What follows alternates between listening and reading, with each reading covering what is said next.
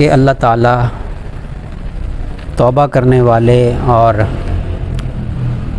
बहुत ज़्यादा पाक साफ़ रहने वाले को महबूब रखता है। इन्नल्लाह युहिब्बुत तव्वाबीन व युहिब्बुल मुतताहिरीन, कि बेशक अल्लाह ताला तौबा करने वाले और बहुत ज़्यादा पाक साफ़ रहने वाले को महबूब रखता है। ये जो मुतताहिरीन है ना जी, मुतताहिरीन, ये मुबालगे का सीगा है, वरना मुत्ताहिरीन पाक साफ़ रहने वाले को कहते हैं। मुतताहिरीन मुबालगे का सीगा है कि बहुत ज़्यादा पाक साफ़ रहने वाले। बहुत ज़्यादा पाक साफ़ रहने वाले कौन लोग हैं? कैसे बहुत ज़्यादा पाक साफ़ रहा जा सकता है? हज़रत ज़ैनुल आबिदीन रहमतुल्लाह अलैह ने अपने बेटे से फ़रमाया कि मेरे लिए एक नया जोड़ा सी दो कपड़े का, कि मैं नमाज के वक़्त वो पहन लिया करूं, क्योंकि मैं जब रफ़ा हाजत के लिए बाहर जाता हूं तो मैं देखता हूं कि मक्खियां वो गंद के ऊपर बैठती हैं और फिर आकर मेरे कपड़े पे बैठ जाती हैं। तो और अल्लाह ताला फरमाते हैं कि खुज़ू ज़ीनतकुम इंद कुल्ली मस्जिद, कि जब नमाज के लिए मस्जिद में जाओ, नमाज की जगह पर जाओ तो अपनी ज़ीनत ले लिया करो। अब वो ज़ीनत को समझते थे, तभी ये बात फरमा रहे हैं कि अल्लाह ताला ये चाहते हैं कि मैं बहुत साफ़ सुथरा होकर उसके दरबार में पेश हो जाऊं, मेरे कपड़े, मेरा जिस्म भी पाक हो और मेरे कपड़े भी इतने पाक हों कि मक्खियाँ भी उस पर गंद लेकर ना आकर बैठ गई हों। तो मैं ऐसे कपड़े भी ना पहनूं, बल्कि ऐसे कपड़े पहनूं कि जो बहुत पाक साफ़ हों। अब वो अंदाज़ा लगा लें कितनी नफासत होगी उनकी तबीयत में, और क्यों थी वो, ये आयत पढ़कर। और अल्लाह ताला शानहू चूँकि पसंद करते हैं बहुत ज़्यादा पाक साफ़ रहने वाले को, मुबालगे का सीगा अल्लाह ने इस्तेमाल फरमाया है, तो इसलिए उनकी तबीयत में ये था कि मैं बहुत ज़्यादा पाक साफ़ रहूं, वरना जो है मक्खियों के बैठने से कोई कपड़े नापाक तो नहीं होते। अच्छा, तबीयत में इतनी नज़ाकत थी कि बेटे ने पता क्या कहा? बेटे ने कहा कि अब्बा जान, नबी करीम सल्लल्लाहु अलैहि वसल्लम ने तो ऐसा नहीं किया, आप अलैहिस्सलाम का तो वही जोड़ा था, उसी जोड़े में कपड़ों में आप रफ़ा हाजत के लिए जाते थे, फिर उन्हीं कपड़ों में आप नमाज़ पढ़ लेते थे, तो आपने तो ऐसा नहीं किया कि नमाज के लिए अलग से कपड़े का जोड़ा सिलवाया हो। अच्छा, जब ये बात कही ना तो हज़रत ज़ैनुल आबिदीन रहमतुल्लाह अलैह फरमाने लगे कि अच्छा फिर ठीक है, फिर रहने दो। इत्तबा सुन्नत का इतना ख्याल था। अब वो लिखते हैं साहिब किताब जिन्होंने ये किस्सा नकल किया, मोहम्मद बिन अब्दुल वहाब शरानी रहमतुल्लाह अलैह ने, उन्होंने नकल फरमाया। वो फरमाते हैं कि बेटे की बात ठीक नहीं थी। आप सुने गौर से, क्यों नहीं ठीक थी? वो फरमाते हैं कि नबी करीम सल्लल्लाहु अलैहि वसल्लम के जिस्म पर और आप अलैहिस्सलाम के कपड़ों पर तो मक्खी बैठती ही नहीं थी। अल्लाह अकबर।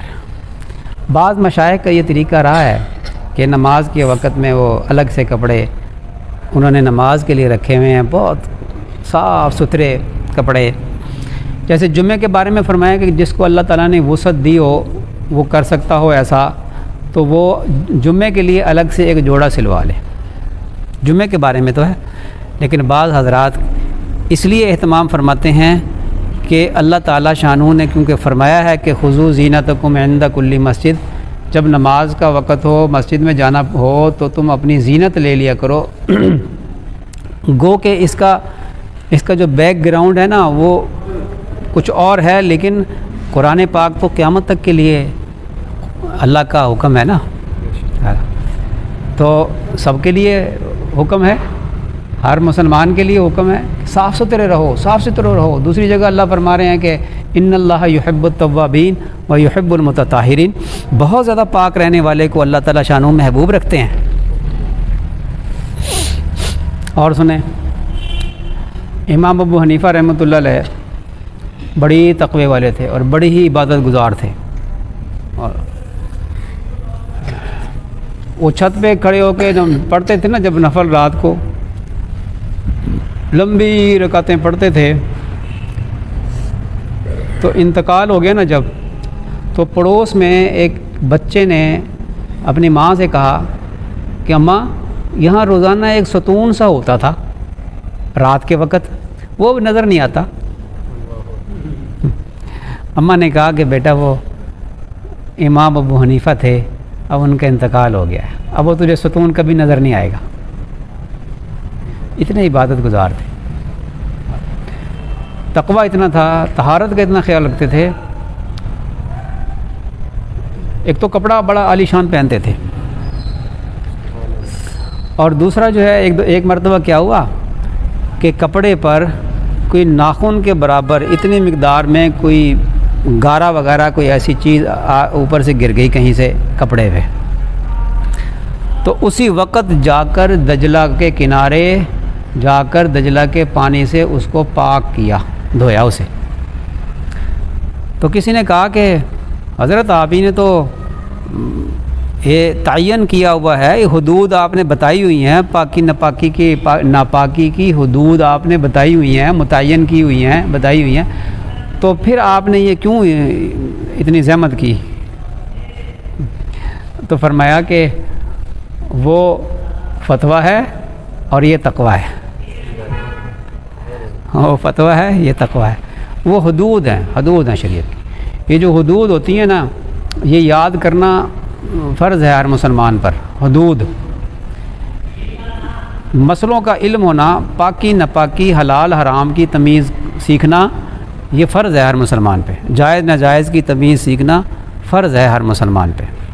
तो इतने मसले का पता होना चाहिए कि ये नापाकी लग गई है मेरे कपड़े पे, तो इसकी मिक़दार कितनी हो कि मेरी नमाज हो जाए।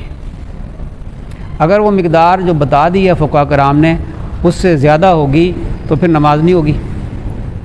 ये तो हुदूद हैं, ये फतवा है। और ये इसलिए है कि सफ़र में है इंसान, या इंसान के पास पानी नहीं है, या वक्त कम है, इंसान धोने में देर लगेगी तो नमाज का वक्त निकल जाएगा। तो इसको मसले का पता हो कि ये इतनी हदूद में, इतनी कम मिक़दार में ये नापाकी है तो मेरी नमाज हो जाएगी, तो वो नमाज़ पढ़ लेगा। ये तो इसलिए है, इसलिए थोड़ी है कि अगर उतनी मिक़दार से कम नापाकी लगी है तो उसी तरह फिरता रहे। ये तो इंसान की तबीयत के भी ख़िलाफ़ है, नफासत के भी ख़िलाफ़ है। और फिर इंसान के ऊपर नापाकी का इतना असर होता है, इसके दिल के ऊपर भी इसका असर होता है। और अक्सर वसाविस की कसरत वो तहारत सही ना करने की वजह से होते हैं। वसवसे कहते हैं ना, हमारे नमाज में बड़े वसवसे आते हैं। क्यों आते हैं? ज़ेरे नाफ बाल की सफाई सही नहीं की, बगलों के बालों की सफाई सही नहीं की, नापाक कपड़े थे तो उनको पाक सही नहीं किया, जिस्म नापाक था, देर तक वो नापाकी के साथ ही फिरता रहा, 2 घंटे 3 घंटे फ़िक्र ही नहीं है, नापाक फिर रहा है, पेशाब किया और इस्तंजा नहीं किया। तो इस नापाकी का असर इंसान के दिल और दिमाग पर होता है, और वसाविस इंसान को कसरत से आते हैं। अब तहारत की मैं एक मिसाल आपको दूं, कैसे हमारे बुज़ुर्ग तहारत का ख्याल रखते हैं। पुरानी बात है, रायमंड में मैं हाजी अब्दुल वहाब साहब रहमतुल्लाह अलैह के कमरे में गया। मैं पूरी जमात हमारी गालबन, ये उस वक़्त की बात है 96 की गालबन, हमारी जमात ने जाना था बाहर। 7 महीने की जमात थी, तो हमारी बोस्निया की तश्कील थी। गो कि हम बोस्निया नहीं जा सके थे, तब कतर, तुर्की, साइप्रस काम करके आ गए थे। तो हाजी साहब के हम कमरे में गए, कुछ उनसे मिल मुसाफा करने और उनसे कुछ हिदायत लेने गए। तो वाशरूम का दरवाज़ा खुला हुआ था, तो मेरी नज़र पड़ी अंदर। तो मैंने क्या देखा कि कपड़े ना कॉटन के ना इतने इतने साइज़ के, कोई फुट साइज़ के होंगे तकरीबन, वो उनके ना वो होता है ना डंडा सा लगा होता है, उस पे ना लटके हुए थे निचली तरफ। तो ऊपर खूंटी होती ना, नीचे जहाँ लोटा होता है उसके बराबर में एक लगा हुआ था पाइप सा, और उसके ऊपर लटके हुए थे कपड़े को 4-5 होंगे। मैं सोचता रहा कि ये किस मकसद के लिए वाशरूम में लटके हुए हैं कपड़े।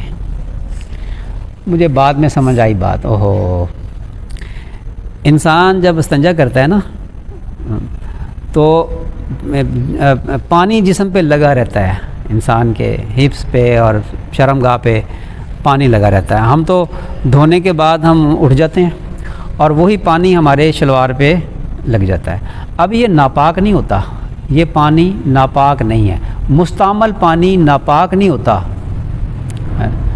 लेकिन वो मुताहिर भी नहीं होता। ये जो यानी हमने वज़ू किया ना, मसला समझें, हमने एक तसले में हाथ धोए तो हमारा ये पानी हाथों से लग के तसले में गिर गया, हमने कुल्ली की, नाक में डाला पानी, चेहरे पे पानी डाला और तसले में पानी गिर गया। ये जो पानी हमारे हाथों से जिस्म से लग कर जो तसले में गिर गया ना, इसको मुस्तामल पानी कहते हैं, इस्तेमाल शुदा पानी। ये पाक तो होता है लेकिन ना ये नापाक चीज़ को पाक नहीं कर सकता, ताहिर होता है, मुताहिर नहीं होता। ये बात समझें। दूसरे अल्फाज में हम कहेंगे कि ये मुकरू होता है।